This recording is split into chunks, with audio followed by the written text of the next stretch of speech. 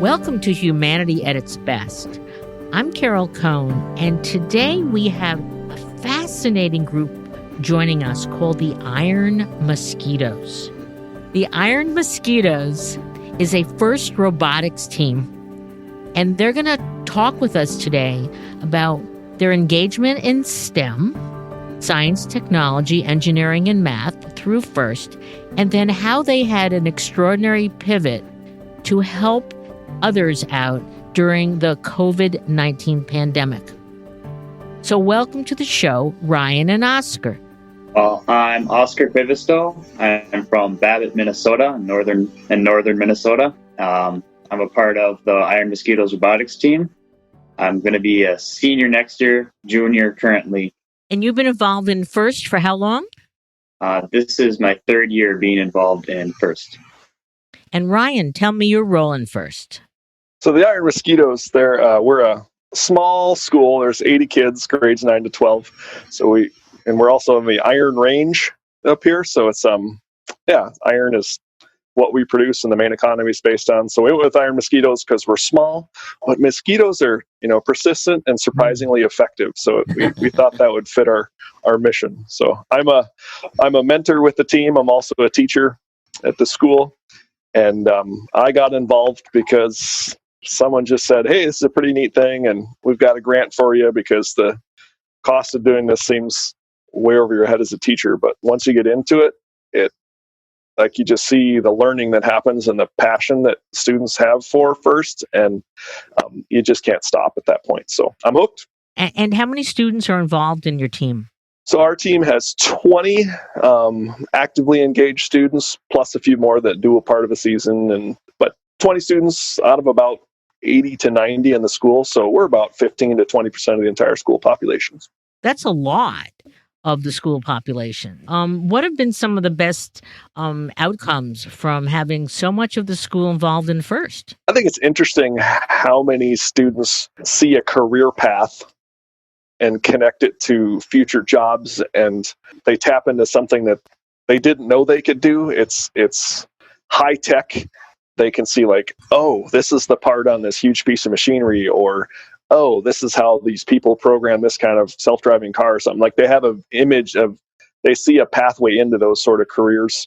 And we've had several kids. I think last year we had 3 out of our 6 seniors that went on to some kind of engineering school. And not that it's just for engineers, because we have people going into healthcare and stuff too, but it really empowers students. They're just not reading out of a book. They're doing things, and there's a passion for it. Yeah. It sounds very, very passionate. So Oscar, you joined about 3 years ago. So what captured your imagination and you just said, hey, I got to do this? Well, I always kind of had an interest in STEM and building things. And my older sister was on the team before me, and I thought that she told me I should join, so I joined. And once I started in that build season, I really couldn't stop. It's just what I like to do. And from there, it's teamwork and working with other people, and all just trying to accomplish a common goal. And through that, I plan on going to engineering school when I graduate next year, and so it's really helped me kind of find something that I'd like to do once I'm out of high school and once I'm done with FIRST robotics. The Iron Mosquitoes, you've been involved in competition. So what happened to have you pivot to help out with COVID-19? We were lucky enough to do a couple competitions before the closing of everything due to the pandemic. But we also had a lot of other projects that we wanted to try to do before the end of school. We were kind of discussing what we thought about the end of school and end of our robotics build season, and then that we were having a group therapy session, all depressed because everything was ending the last day of school. Okay. And then that kind of discussion kind of moved towards what could we possibly do that could benefit our community. And then the idea floated around about building a robot that could deliver groceries. What was the next step? You had an idea, and then how many of your colleagues did you get involved? How long did it take? We had the idea. that was probably about lunchtime. So we all had a couple free hours, probably fifth and sixth hours. So they got a few of us down at the robotics shop, and after 2 hours, we had a robot ready to go. And then after school, I got picked up, and then yeah, so the doors were closing that day. So it was we got to get this thing together because the doors will shut on the shop, and the students won't be allowed in as of 6 p.m. that night. So they stepped up and got something functional really fast. So I think you were even moving faster than the speed of the pandemic. So you created this robot, and then you needed to find, did you do the shopping and deliver the groceries, or did you partner with a not-for-profit in the local community to do that? How'd you activate it? Pretty much the whole grocery delivery system, from robot to getting the groceries and taking orders, is all done by our students exclusively. So the immediate steps after we built the robot was to set up get a phone number that people could call. So we have our own phone that students have that can take calls. We set up a Google form. We had people that wrote articles for the newspaper to try to get the word out, and then we started doing deliveries. Basically, how it works is a person, if they want their groceries delivered by a robot, they're going to pull up in the parking lot. We drive the robot out, take whatever their payment method is, and we'll drive back to the grocery store, and their list is uploaded online, and then we'll go pick up all their groceries, go through the checkout aisle, and then drive out the robot back out to their car. So you don't have to leave your car for the whole process. You don't have to worry about cross-contamination or anything. Did you name the robot, by the way? I don't know if we have a name for the robot. I think we did have we had it on. I'm sure it's still on the whiteboard since no one has been at the school since. We were trying to find a robot. I don't know if we ever got a name more official than just the grocery bot. Grocery bot. Okay. And so, how many deliveries can you do a day? Really, we could do as many as we want. Well, depends on how long you're there, right? Yeah. Not our time frame, but we live in small communities, so there's not actually a whole lot of people to serve. But we know that we're making an impact when we are. And so, how do your colleagues feel about what you created? I think it's been pretty good feedback we've gotten all around. It's really great exposure, obviously, for our robotics team, and at the same time, we're definitely out there helping our community. Our community demographics, it's kind of an aging population where we live, especially in Babbit. It's an old mining town, and there's just less of those type of jobs, but a lot of retirees that worked in the local mines and things. So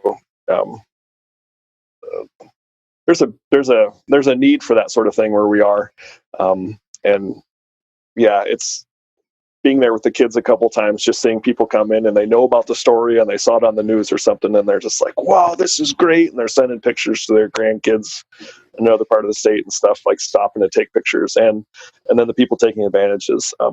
It's a feel-good story. And, teenagers, you guys get a bum rap a lot of time, Oscar, but it's nice when you see them out there and you have hope for the future when you see this sort of action happening. Oscar, I'm curious about first, and would you recommend it to others? Have you enrolled others in your school to join? I absolutely recommend FIRST to anyone. Pretty much anyone who will listen to me talk I probably would recommend it to them. I think it's great. And even if you're not interested in a STEM career, or especially if you are interested in a STEM career, I think that you should probably look towards joining the FIRST program, because I think it really helped me kind of figure out what I'd like to do in the future. And it's obviously a lot of fun regardless. And what do you say to a younger student who's maybe a little shy and they haven't, really thought about STEM? I mean, how much it's helped you out. So I don't know if you've done any suggestions, mentoring to, maybe a 6th, 7th, or 8th grader to say, hey, you got to join. I definitely, because there's a lot of people that are a lot of those kids that are, they might not know what they want to do, or they're just kind of floating around in middle school, and just doing whatever. And I think it's really great. And you find it's a really tight knit, close group of people when you join the robotics, and it's very easy to get accepted and get put to work no matter what you're doing or what you like to do. And your sister did it before you, so did she entice you to do it? Did she kind of give you some challenge for you to join? How did that go down? Well, I knew that I wanted to do it, but I definitely the encouragement from my sister and some of the stuff that she told me about how much fun she had and what kind of stuff they were doing, that kind of just sparked my interest. And then at the same time, just seeing some of the other people there, what they were doing in robotics, and you just jumped in. So, what would you say to parents who need a little bit of inspiration to enroll their child in first? the greatest thing about getting the parents to try to do that is just seeing how much, like, I know my mom, it's like my second home. I spend so much time in the robotics room during build season. I think if you're a parent and you want to have your child passionate about something, definitely consider First Robotics. Hey, Ryan, do you want to add to that? From a teacher's perspective, we have a society that we love our sports, and there's a lot of passion and effort and energy that goes into that. As a teacher, I wish there was the same excitement for education a lot of times, because it seems at times you're punishing someone to make them learn something that really impacts their life. But first, it has all the passion of sports, but it's for something that is very career oriented for many different fields, and students get insanely passionate about learning. Like Oscar is self-teaching himself CAD. We don't have enough students that could do CAD, but Oscar's like, hey, we got to do this, and he's spending time at home in the summer learning CAD for this team. I mean, it's kind of like weightlifting, but it's for his brain. It's done something that I haven't seen anything else in education do.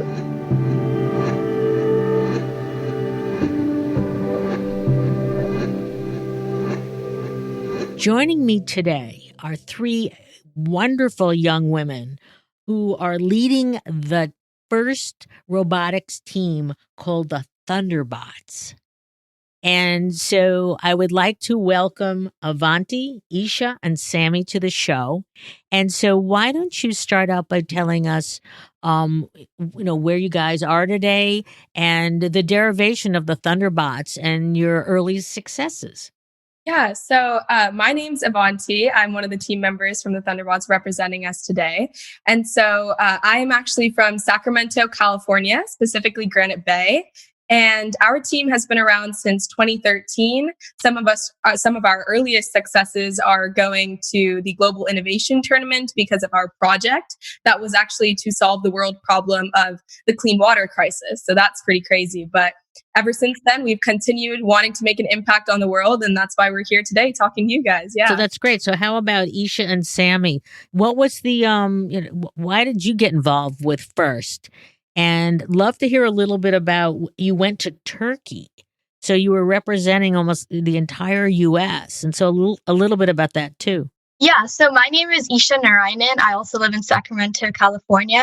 And so one of the reasons why I joined FIRST was because I've always been like interested in like robotics and stuff. I joined when I was in 4th grade, so I was still very young and I didn't really know much about engineering, but through that I've learned a lot about just not only robotics and engineering, but about how to work as a team through the core value aspect of FIRST in general. Great, thank you. And how about Sammy? I also live in Sacramento, as we are a community team, and I joined FIRST because ever since like 2nd grade, I've always had a passion for just Legos and building, and FIRST really helped my creative juices flow in that. So I thought it was really interesting, and I'm glad we're all a team now. Why did you call yourself the Thunderbots? So the first year when we joined robotics, there was a theme, and that theme was nature's fury. And so we just thought like thunder and like that was very like an interesting topic. And ever since, we've always made that kind of a joke that we always like to bring the thunder about FIRST, and because of all like the outreach and like serving the community that we do. Our first season was actually called Nature's Fury. And so our project surrounded one of nature's wildest problems. And that's why we actually came up with Thunderbots, because that was something that was important at the time. Yeah. Your school doesn't have a robotics league, but you're trying to spread the joy and the inspiration of robotics. And so how are you getting that done? Yeah, so we actually started a program in our local library in which we teach underprivileged students about FIRST. So we take our mats that we use when we're in the competition season, and we use them to teach programming and building basics and mechanical design to these students who have never gotten to experience it. And we found that one of the biggest ways to get more kids involved in FIRST is just showing them that there's this possibility of learning and having fun at the same time, which is how we got interested in the first place. And so after that program kind of blew up and we had more and more kids joining, we found that this could be something that we could, increase its magnitude. So we decided to talk to the Sacramento school board, and they actually found interest in joining this program and making it part of their schools as well as the entire Sacramento public library system that wants to increase this program in their own libraries. You guys are amazing. It sounds like your next step is going to be slay COVID and then run for mayor and then governor. Now tell me, I think that the general public, when they think of robotics, they think of guys, but you're not guys, you're gals.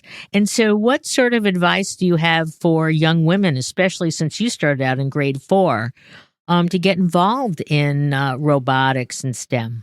Yeah, so I think a lot of times society finds easy ways to push a certain group down so that more opportunities are available for another group, whether it be the gender gap or even racism or any of those things, right?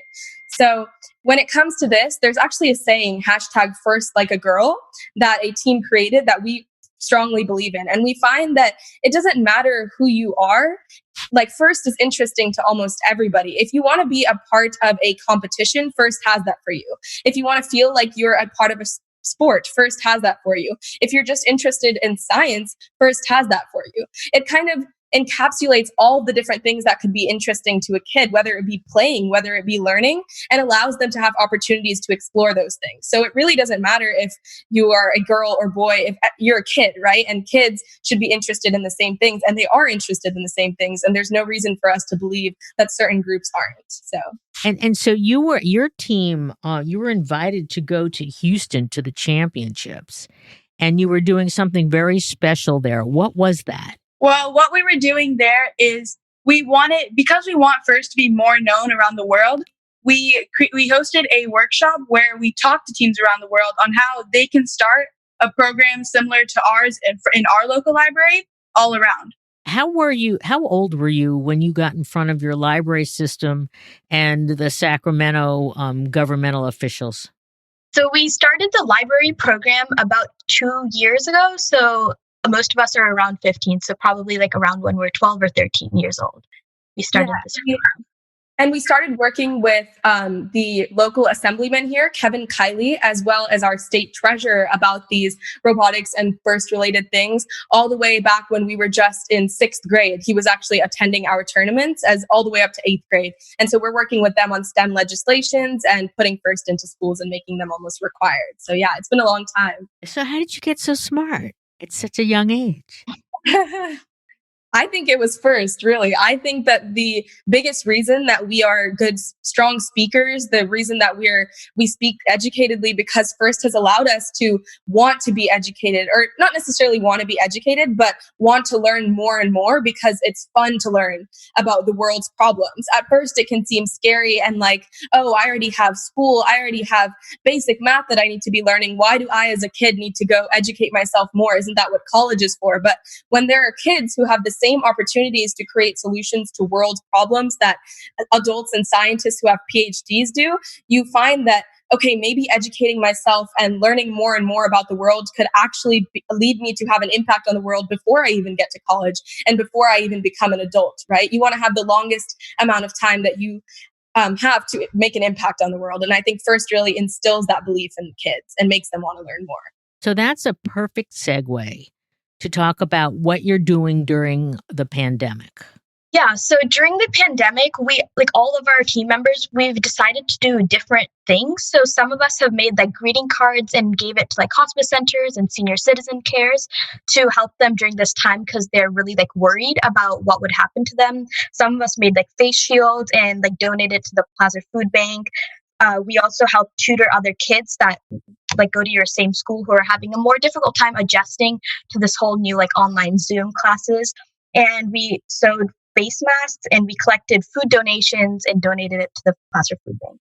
And another thing we've also been doing is just collecting appointments for people to donate blood because that's really in need in this time. Yeah, and we've actually also purchased surgical masks, about 3,000. And so we've donated them to different groups of people. For example, Three Black Chefs, which is a nonprofit organization in the Sacramento area.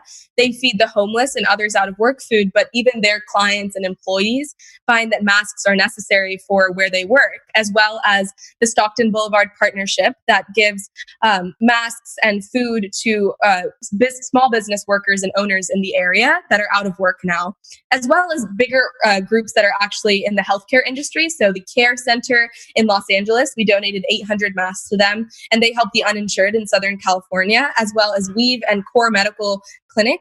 And those are two local clinics here that are helping. One of them actually helps battered women and victims of abuse, and they have rehabilitation centers. And the other is for comprehensive opiate recovery experiences. So we want to make sure that we have an impact on all groups of people, especially the ones that don't necessarily always get the most attention. What should we do in the months ahead? What can you do as individuals? What do you wish will happen? Obviously, we want the pandemic to lessen, but what do you think people should do who have had these incredible empathy and compassion for others? How do we keep that going? Yeah, so I think one of the biggest things is that we need more advocacy, and that's always a problem, right? I think a lot of times it's easy for us to get stuck in our bubbles and ignore the world's troubles just because we still have a roof over our heads and we still have food on our plates. But that doesn't mean that there isn't a reason to go out and help other people, especially when you're still living your perfect life while other people are out there suffering. So that's why we've actually increased our social media impact. We've gone crazy on our Facebooks, our Twitters, our blog, and just talking about how as kids, especially because First shows a lot of the world, especially adults who might choose to ignore these problems, or even other kids, that these are just a group of 15-year-old kids or 14-year-old kids that are doing so much for the world. Why should I sit around and not do anything, right? Every impact that we can make, whether it be small or not, is still an impact on at least one person's life. So proving to the world that no matter who you are, you do have the ability to make an impact is something that I think we should really advocate for. And that would be the biggest way that this epidemic could go away as fast as possible for all of us. One idea that I think we should all do is kind of spread the word about how you can help during this time. Because I think a lot of people, they don't really realize what's going on, or like they just like stay in their houses. They don't know how to help, even though they want to. So one thing that I did was I posted a video about how to make these simple greeting cards and how to like give them and mail them to like different senior citizens cares. And I also like worked with my school, and I created like a service event where other high school kids that just like me, they can also do this. And so it's basically just spreading the idea of how to help people during this time.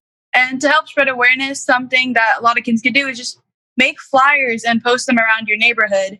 And just that way kids can know that, just doing something as simple as creating a face mask and giving it to like the person next door, even that can help, because the smallest impacts can also have a big change. As we have to close, we would always like to ask, what are your recommendations for others, perhaps, high school students or students in college or even younger, to getting involved in First?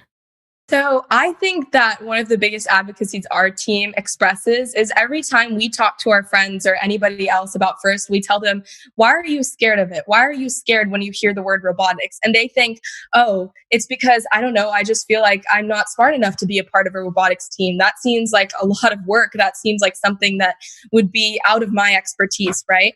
But I told them, okay, what is there that you do that relates to First? And what is there that you do that First has an opportunity for you to use to the best of your abilities. So one of my friends said they're really good at video games. And that's something that as a first driver on an FTC team, if you're the one in control of the robot, your expertise in video games can really come into play and help that team succeed. Or if you're somebody who just likes science and just likes researching about chemical components, if you're part of a first team and you have a project, you could use that expertise to make that part of the team go forward. There's always a place for what you believe in and what you're strong in to be a part of a first team, because it allows you to have so many different opportunities related to so many different interests. So if that's the biggest reason you're scared of first, if you want to be a part of a sports team, join first. If you want to be a part of a scientific research team, just join first. Yeah. Now, I would think that the people go, okay, robotics competitions, but you just mentioned sports. So what's the relationship between FIRST and sports? First is kind of like a sport for your mind. That's the way to say it. Basically, they have different games and stuff, especially for First Tech Challenge and First Robotics Challenge. It really is a game, which kind of correlates to how sports is a game.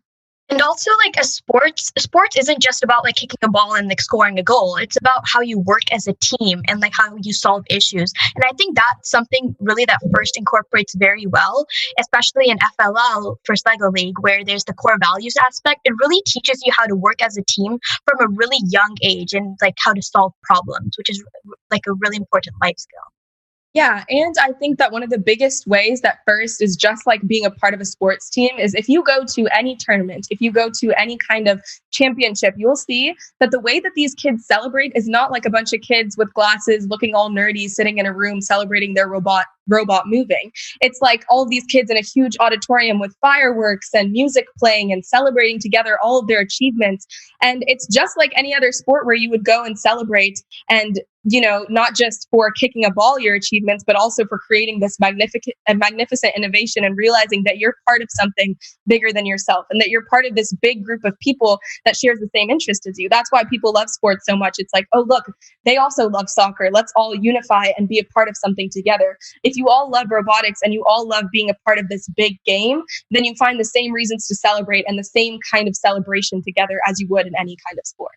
What sort of advice do you have, or just any additional thing that you'd like to talk about, whether getting involved in FIRST or getting involved in your community, or what you've learned from all of these public service efforts?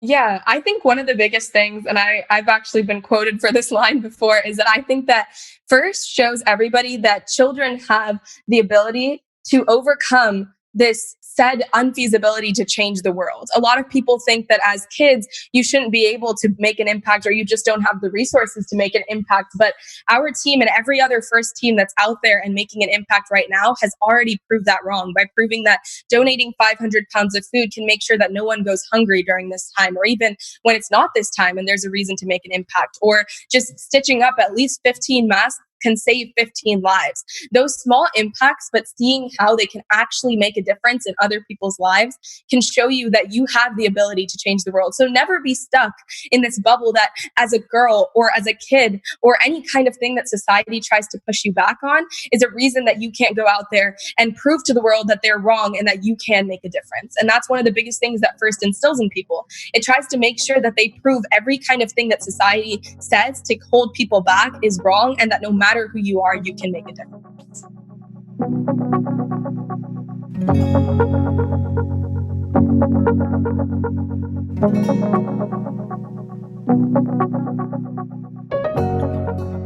Today I have with me Kenny Bay. And Kenny wears 2 or maybe 3 hats. He is at the Walcott College Prep School, and it's in Chicago. And he has a major role there. But he also is a coach and a mentor for the Bionic Wolves. And they're a FIRST team that Kenny tells me they're one of the best in the country because they have such passion. So welcome to our program, Kenny. Thank you very much. I'm very glad to be part of this interview. So tell us a little bit about Walcott and why it's so special, and then let's get right into the Bionic Wolves. Yes, Walcott College Prep is a nonprofit private school in Chicago, and we support students with learning differences. And our school delivers education in a way that is customized to the strengths of our students' learning styles. And you have about, you said 150 students, and how do they break out in the various grades? Right. So we're a high school. So we have about, give or take, about 30 to 40 students per grade level. And we actually max out about 150 at our school. We're a small private school in the West Town area of Chicago. We're very close to the United Center, actually. Uh, we have our own Arts and Athletics Center building in our main campus. We have some of the state-of-the-art technology. A lot of the equipment that we get have been donated, like we have an X-card machine, laser cutter, and 3D printers. So let's talk about the Bionic Wolves. Why is getting involved with FIRST important? And talk about your journey with the team. Yeah, so we are super excited to be part of FIRST. FIRST, the mission of FIRST is to inspire the next generation of students to be science and technology leaders.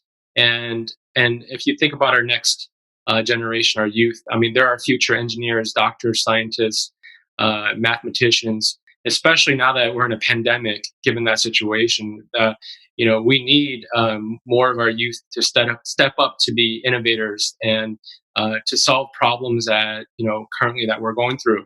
And so FIRST is about that. It's about inspiring the next generation of youth to step up, to take risks, and to be science and technology engineering leaders. And that's why we're really happy to be part of FIRST, and that's my mission as a professional.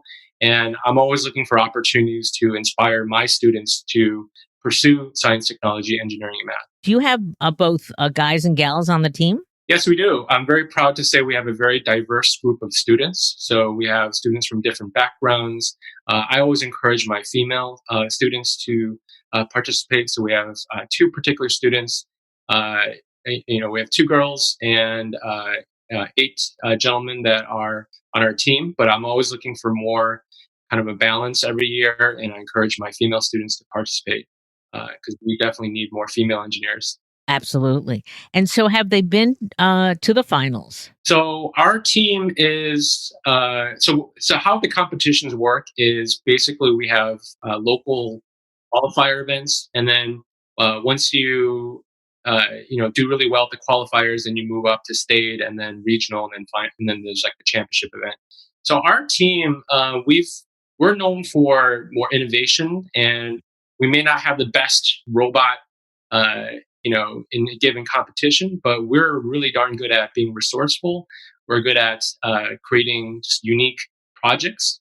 For example, last year, we were the first team in the entire world to build the world's first indoor skydiving humanoid robot using recycled equipment. So we partnered with iFly. There's actually a YouTube clip out there, and so that's something that we're known for. And this year, we were supposed to build a boat that would help clean up the trash in the local rivers using recycled parts of our robot. But that project obviously did not, go through. We were supposed to present that at the national conference in Detroit, but that got canceled. So we were like, all right, so guys, what are we going to do here? Well, let's come up with a ventilator, because as you heard, there's a huge demand for ventilators globally at the time. And so we're trying to see if we can get this to work. And how is it going? It's going pretty well. Fortunately, my sister is a nurse practitioner, so I actually have connections to healthcare workers, and I have some friends that are anesthesiologists, doctors in the field. And so with our background of being resourceful and using the equipment that most teams already have, the idea is that there's 79,000 teams in FIRST alone. And if we can produce a very basic mechanical ventilator, we can potentially create, that many, ventilators around the world, because FIRST alone has so many teams around the world. And at the same time, we're keeping our safe distance. I mean, ideally, we love to be in the makerspace, working on this together.